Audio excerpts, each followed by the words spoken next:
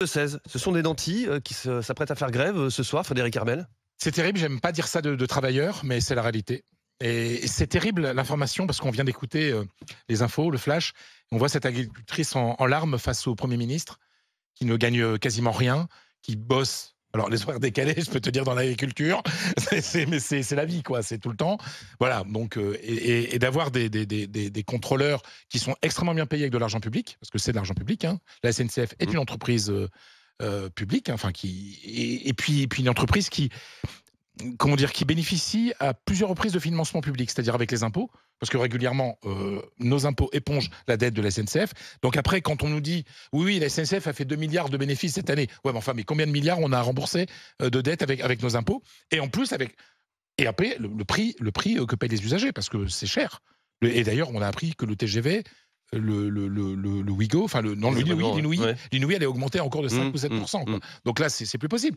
Donc le problème, c'est qu'aujourd'hui, moi qui suis, mais vraiment, mais fondamentalement, un défenseur des services publics, mais vraiment, enfin, j'y crois beaucoup. Aujourd'hui, je suis pour la mise en concurrence de la SNCF, voire pour une privatisation. C'est terrible pour moi de dire ça, mais là, c'est trop. C'est trop. On ne peut pas tout le temps emmerder les gens de cette manière, quoi, de gâcher la vie, quoi, des gens. C'est dur pour tout le monde.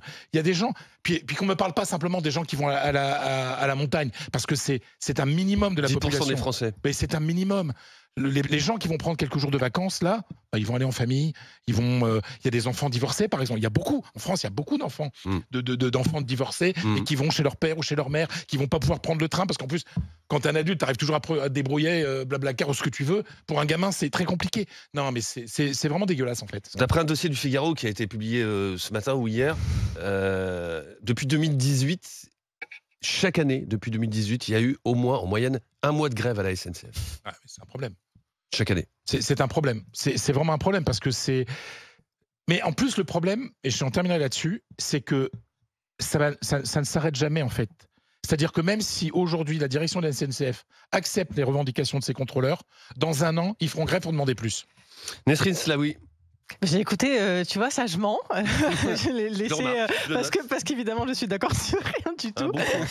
La première chose, déjà, c'est qu'ils l'ont précisé, les contrôleurs ne font pas grève pour leur salaire, ils font grève par rapport à la sécurité. En fait, c'est ensuite, c'est pas la seule revendication. C'est les syndicats derrière qui ont repris l'appel. En fait, initialement, les contrôleurs, c'est un mouvement Facebook. C'est-à-dire que les contrôleurs se sont mis à se parler sur Facebook en disant on a un problème de sécurité. C'est parce que la direction de la SNCF n'a pas respecter ce qu'elle leur a promis, à savoir 2 contrôleurs par train, notamment, etc. Et un système.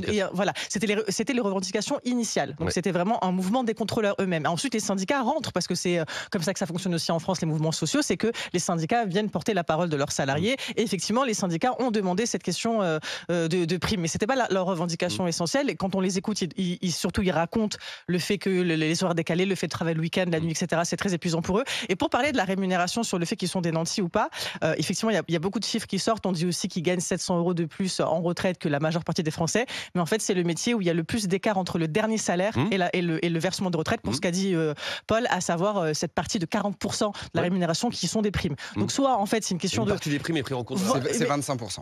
25%. Moi, j'ai eu un chiffre qui disait 40%. Donc, ça doit dépendre peut-être entre TGV et TER. J'imagine aussi qu'il y a aussi cette notion-là qui est très différente. En TGV, ils ont quand même plus de primes parce qu'il y a quand même plus de risques, etc. Mais le problème, il est là. C'est qu'en fait, je pense que ce qu'ils demandent aussi, c'est-à-dire qu'il ne faut plus que ça soit uniquement des primes. Il faut que le salaire de base augmente pour plus avoir à négocier au fur et à mesure. Et en plus, on est dans un contexte social où l'allongement du temps de travail a été acté avec la réforme des retraites. Il va y avoir aussi notamment d'autres décisions qui vont être prises dans les mois suivants. Donc, en fait, ils essaient de sécuriser leur métier jusqu'à ce moment-là. Et surtout, dernière chose par rapport à ce qu'a dit Fred, moi je suis contre le fait qu'on oppose des travailleurs. C'est-à-dire qu'on ne va pas opposer les agriculteurs et les contrôleurs. Ce sont 2 métiers très différents et chaque métier a le droit d'avoir des revendications. Alors comment tu expliques le sondage dont je parlais, le sondage Elab pour BFM TV, qui nous dit que seuls 27% des personnes interrogées approuvent ce mouvement? C'est le taux le plus faible d'approbation d'un mouvement social depuis 2017. Parce que les agriculteurs n'ont pas manifesté tant que ça, en fait. Il y a eu une manifestation là massive ici. C'est pas tous les ans qu'on a une manifestation d'agriculteurs, alors que. J'ai bien ce que tu dis, voilà. Tu apportes de l'eau à notre moulin, la SNCF, c'est tout le temps. Donc les gens. Oui, mais parce que c'est aussi un service qu'on utilise nous régulièrement, qui est défectueux. Il y a la question aussi des prix des billets. Enfin, ça veut pas dire. C'est un droit constitutionnel, la grève. C'est inscrit dans notre constitution. Les salariés ont le droit de faire grève. C'est tout le temps récurrent. Puis excuse-moi, moi ça fait 35 ans que je travaille en horaire décalé le week-end. Je l'ai choisi. Ne pose Je l'ai pas choisi. ton statut au leur. Mais c'est ça, en fait.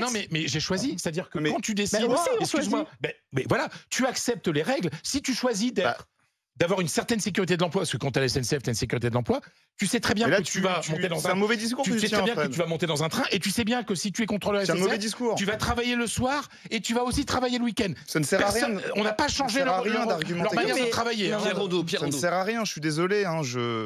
Je vais aussi ne pas être d'accord avec toi, mais c'est malheureux parce que ça ne sert à rien d'argumenter comme ça. On n'oppose pas les luttes.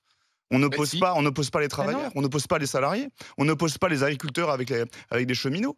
On est pour une convergence des luttes, on est pour que toutes et tous aient une amélioration de leurs conditions de travail, de leur rémunération. Et les agriculteurs, tout autant que les cheminots, doivent, et ils ont ce droit via la grève, peuvent exiger, avoir des revendications et aller demander auprès des patrons et auprès de la direction une amélioration de leurs conditions.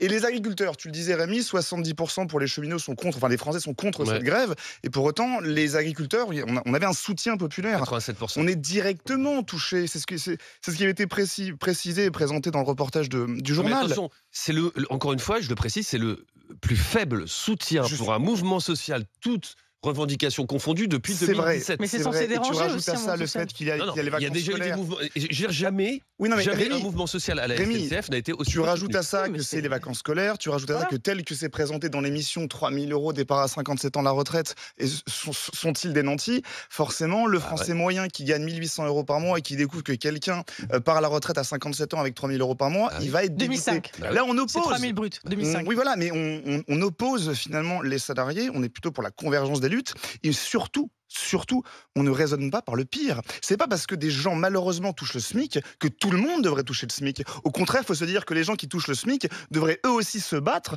pour améliorer leur Moi, pouvoir c'est d'achat. pas leur salaire qui me gêne, c'est le fait qu'ils se plaignent. Mais ils ont le Ils se plaignent des droit. conditions de Et travail. qu'ils C'est un s'empêchent droit, et Fred. qui vont faire perdre de l'argent à tout le C'est un monde. droit. Parce que tout le monde va perdre de l'argent dans La cette SNCF histoire. est bénéficiaire, donc arrête de dire de Ah perdre non, non, elle d'argent. est pas bénéficiaire. Attends, on Si les rembourse la dette. voyages, oui. Bah oui, mais on SNCF rembourse Voyage la est dette. Excuse-moi, bénéficiaire, elle mais comprend- pas la- elle pas mais comprend- tous les 2-3 ans, on rembourse la dette Non, avec nos Fred, impôts. les chiffres, infrastructures. très simplement, les chiffres, SNCF Voyage est bénéficiaire et ces bénéfices renflouent le trou Allez, d'SNCF Mais non, Infrastructure. mais nous, Frédéric, avec nos Frédéric, impôts, Pierre, il y a encore 2 ans, Pierre, on a Frédéric, stop, payé je sais plus combien de dizaines de vous milliards. allez pouvoir continuer à débattre, mais vous êtes très nombreux à nous appeler au 32-16, 3 000 € de salaire, retraite à 57 ans. Et en grève, les contrôleurs SNCF sont-ils des nantis? Je le dis, vous êtes nombreux à nous appeler au 32-16, à commencer par Stéphane qui nous rejoint. Bonjour Stéphane. Bonjour. Merci d'être avec nous dans Estelle Midi sur RMC Story. Vous nous appelez d'où, Stéphane?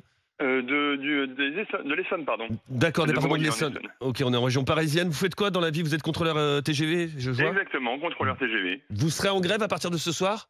Je suis en grève à partir de ce soir. Oui, je travaille encore aujourd'hui. Je suis en grève à partir de ce soir. D'accord. Bah, cette question, c'est un sondage, je sais qu'on peut faire tout dire au sondage, mais alors quand même, là c'est fait par un institut avec lequel on a l'habitude de travailler, qui est sérieux, c'est Elab. 27% seulement, 27% des Français soutiennent cette grève. Est-ce que vous comprenez ce manque de soutien, Stéphane? Ah, mais parfaitement. On le fait pendant les vacances. Donc évidemment, les Français veulent partir en vacances. Il y a le ski, ou même les trajets, comme a dit l'un de vos intervenants, où les gens travaillent, etc. Mais évidemment que c'est un moment, on a choisi un moment clé, mais ça fait un an que le débat est lancé avec la direction. Il faut le savoir. C'est en 2 décembre 2022, on a lancé des accords avec le collectif que l'entreprise s'est engagée à remplir, et on fait un bilan aujourd'hui avec plus d'1 an d'écart. Ce n'est pas vrai. On n'a pas 2 contrôleurs par TGV. La direction dit que c'est il y a pas Absolument pas. non mais Absolument pas. je précise juste non mais Stéphane, je précise juste, je donne la parole à la direction puisqu'elle n'est pas présente. La direction dit que effectivement c'était une promesse d'au moins 2 contrôleurs par TGV et la direction dit que c'est en cours et qu'il y a 87% aujourd'hui des TGV qui circulent avec 2 contrôleurs. Eh ben, c'est un peu comme partout, on ne doit pas avoir les mêmes sondages. Ouais. Parce que Bah, on moi, prend le je- train, vous moi- savez, moi- nous aussi. Et moi, à chaque fois, je vois 2 contrôleurs. Je Vous vous promets prenez que je sur n'ai quelle jamais ligne, pris moi un train sans voir de contrôleurs. Tu prends tous les trains de France. donc. Stéphane. Dites-moi. Allez-y Stéphane. Moi, je travaille sur le Montparnasse, donc tout ce qui est Bretagne et Sud-Ouest. Je peux vous assurer qu'on n'est pas à 87% de contrôleurs. Ou si on l'est, c'est sur les toutes petites lignes, c'est-à-dire Paris-Rennes, Paris-Nantes, que l'on peut faire en 1h35, voire 2 heures.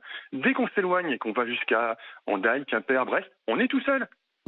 On est tout seul. Et on l'a vécu pendant le Covid tout seul, où il y avait les masques, etc. C'était très dur, les agressions nombreuses. On ne voulait